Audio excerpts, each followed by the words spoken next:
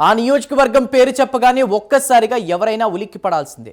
ఇక్కడి నాయకులు చట్టానికి లోబడి ఉండరా అన్నటువంటి అనుమానం వస్తుంది.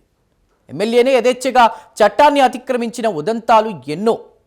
అప్పట్లో ఈ నియోజకవర్గం ఆటవిక సామ్రాజ్యమని భావించేవారు. కాలం మారింది. అప్పటి ఎమ్మెల్యే మాజీ అయ్యారు.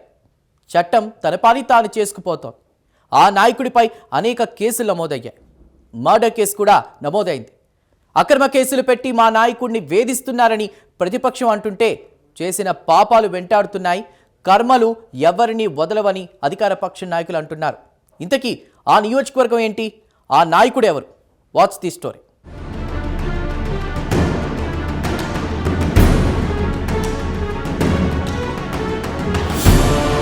పల్నాడు జిల్లాలోని మాచర్ల నియోజకవర్గం పేరు చెబితే ఉభయ తెలుగు రాష్ట్రాలే కాదు దేశవ్యాప్తంగా ప్రత్యేక గుర్తింపుంది. 2024 ఎలక్షన్స్ తర్వాత జరిగిన వరుస ఘటనలు తీవ్రంగా డ్యామేజ్ చేశాయి. రాడ్లు, కత్తులతో కవాతు దాడులు, పార్టీ కార్యాలయాన్ని తగలబెట్టిన వైనం సోషల్ మీడియాలో, మెయిన్ మీడియాలో ప్రధాన శీర్షికల్లో నిలిచింది. కేంద్రం దళాలను సైతం రంగంలోకి దింపి పరిస్థితిని కంట్రోల్ చేయవలసి వచ్చింది. అయితే అప్పటి ఎమ్మెల్యే పిన్నెల్లి రామకృష్ణారెడ్డి ఈ అరాచకాల వెనుక ఉన్నారని ఆరోపణలు వెల్లువెత్తాయి.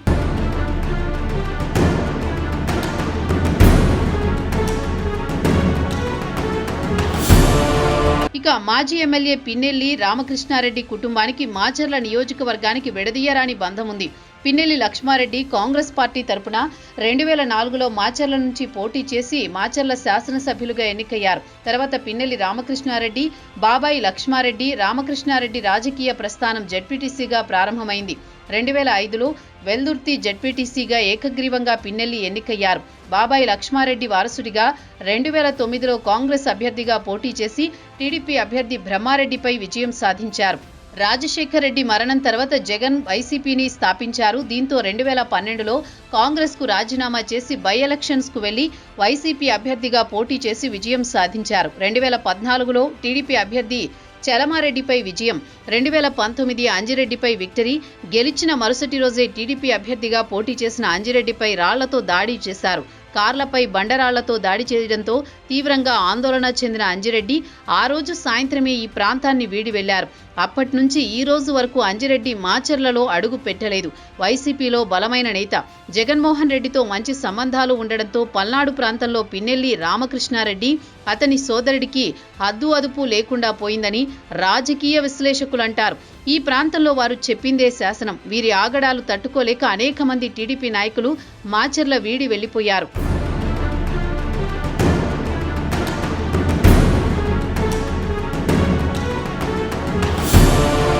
ఇదిలా ఉంటే 2024లో పోలింగ్ రోజు పిన్నెల్లి రామకృష్ణారెడ్డి పాల్వాయి గేటు గ్రామంలో ఈవీఎం ధ్వంసం చేశారు. ఈ విజువల్స్ టెలికాస్ట్ కావడంతో ఒక్కసారిగా దేశవ్యాప్తంగా ప్రజలు పల్నాడు రాజకీయాలను ఆసక్తిగా గమనించారు.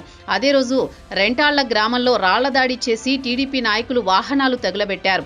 టీడీపీ అభ్యర్థి బ్రహ్మారెడ్డి కారుపై దాడి చేసి అద్దాలు ధ్వంసం చేశారు. మాచర్ల టీడీపీ నాయకుడు ఎనిమల కేశవరెడ్డి ఇంటి వద్ద టీడీపీ నాయకులు ఉన్నారని తెలిసి వారిని పిన్నెల్లి సోదరుడు వెంకట్రామిరెడ్డి ఆధ్వర్యంలో కార్లతో తొక్కించారు.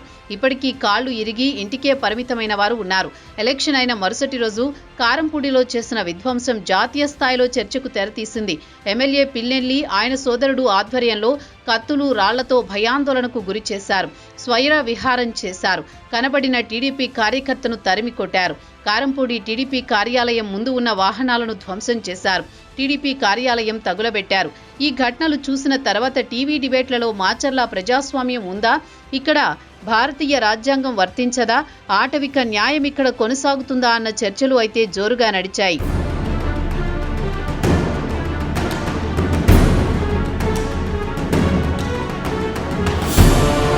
2024 ఎన్నికల్లో టీడీపీ అభ్యర్థి బ్రహ్మారెడ్డి చేతిలో ఓడిపోయారు పిన్నెల్లి. కూటమి ప్రభుత్వం అధికారంలోకి వచ్చింది. పాల్వాయి గేట్లో ఈవీఎం ధ్వంసం కేసు, కారంపూడిలో టీడీపీ కార్యాలయం తగలబెట్టిన కేసు, మారణాయుధాలతో దాడి కేసులు నమోదయ్యాయి. మాజీ ఎమ్మెల్యే పిన్నెల్లి రామకృష్ణారెడ్డి, అతని సోదరుడు వెంకట్రామిరెడ్డి ప్రధాన ముద్దాయిలుగా పేర్కొంటూ కేసులు నమోదయ్యాయి. గతంలో పెట్టిన కేసులు క్లోజ్ అయినా కేసులు సహితం రీఓపెన్ అయ్యాయి. ముందుగా పసిగట్టిన పిన్నెల్లి సోదరులు అజ్ఞాత ప్రాంతాలకు తరలిపోయారు. మాజీ ఎమ్మెల్యే పిన్నెల్లి రామకృష్ణారెడ్డిని ట్రేస్ చేశారు పోలీసులు. కోర్టులో ప్రవేశపెట్టడంతో విచారించిన ధర్మాసనం వారిని నెల్లూరు జైలులో రిమాండ్ ఖైదీలుగా ఉంచారు. అయితే బెయిల్పై వచ్చిన క్రమంలోనే పిన్నెల్లి మాచర్లకు అప్పుడప్పుడు వచ్చేవారు. మాచర్ల మండలం గుళ్లపాడులో జంట హత్యలు జరిగాయి. టీడీపీకి చెందిన 2 నాయకులు హత్య చేయబడ్డారు. ఈ హత్యలో పిన్నెల్లి సోదరుల పాత్ర ఉందని ఆరోపణలున్నాయి. వీరి ప్రోద్బలంతోనే మర్డర్ జరిగిందని టీడీపీకి భావించింది. పార్టీలో విభేదాలు సృష్టించేందుకు పథకం ప్రకారం డబుల్ మర్డర్ చేయించారని భావించారు.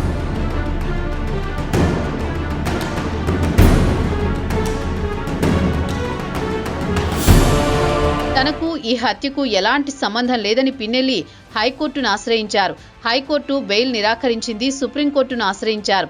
అయితే ఆయనకు సుప్రీంకోర్టు బెయిల్ మంజూరు చేసింది. అయితే ఏపీ ప్రభుత్వం తన వాదనలు వినిపించింది. వాదనలు విన్న సుప్రీంకోర్టు న్యాయమూర్తి బెయిల్ రద్దు చేశారు. మర్డర్ కేసులో ముందస్తు బెయిల్ మంజూరు చేయడం సరికాదని న్యాయమూర్తి భావించారు. కోర్టులో లొంగిపోయేందుకు 2 వారాల గడువు ఇచ్చారు. ఈ నేపథ్యంలో గురువారం మాచర్ల కోర్టులో లొంగిపోతున్నట్టు ప్రకటించారు పిన్నెల్లి సోదరులు. వైసీపీ నేతలు పిన్నెల్లి సోదరులకు సంఘీభావం తెలిపేందుకు సిద్ధమయ్యారు. ఇది తెలిసి మాచర్లలో 144 సెక్షన్ పోలీస్ 30 యాక్ట్ అమలు చేశారు పోలీసులు. వైసీపీ నాయకులకు నోటీసులు ఇచ్చి హౌస్ అరెస్ట్ చేశారు. ఈ క్రమంలో వైసీపీ నాయకులు తీవ్ర ఆగ్రహం వ్యక్తం చేశారు. పిన్నెల్లిని అక్రమ అరెస్ట్ చేశారని ఆగ్రహం వ్యక్తం చేశారు. అక్రమ అరెస్టులకు భయపడమని, తాము అధికారంలోకి వచ్చిన తర్వాత లెక్కలు సరిచేస్తామని హెచ్చరించారు. ఏకంగా అంబటి రాంబాబు పోలీసు వ్యవస్థనే తీవ్రంగా తప్పుబట్టారు. పోలీసులు రాష్ట్రంలో శాంతి భద్రతలు గాలికొదిలి వైసీపీ నాయకులను అక్రమంగా అరెస్టులు చేస్తున్నారని దుయ్యబట్టారు. టీడీపీ నాయకుల కనుసన్నల్లో పోలీసులు పనిచేస్తున్నారని అన్నారు. ప్రస్తుతం పిన్నెల్లి సోదరులకు జంట హత్యల కేసులో 14 రోజుల రిమాండ్ విధించింది మాచర్ల కోర్టు. పిన్నెల్లి సోదరులను నెల్లూరు జిల్లా జైలుకు తరలించారు.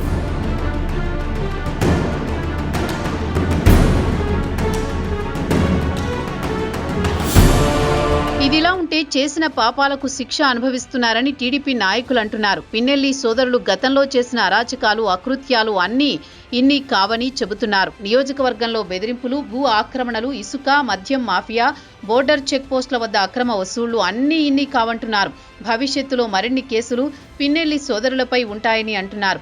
మొత్తానికి చేసిన అరాచకాలకు శిక్షలు తప్పవని, కర్మలు ఎవ్వరినీ విడిచిపెట్టవని, వెంటాడి వేటాడుతాయని చెబుతున్నారు. విధి పిన్నెల్లి సోదరులను వేటాడడం ప్రారంభించిందని, ఇక శిక్షల నుంచి తప్పుకోవడం వారి తరం కాదని టీడీపీ నాయకులు ఓవరాల్గా పిన్నెల్లి బ్రదర్స్ చుట్టూ ఉచ్చు బిగించిందనే చెప్పాలి. మరి రానున్న రోజుల్లో పిన్నెల్లి బ్రదర్స్కు ఇంకెన్ని కష్టాలు ఎదురవుతాయో వేచి చూడాల్సిందే.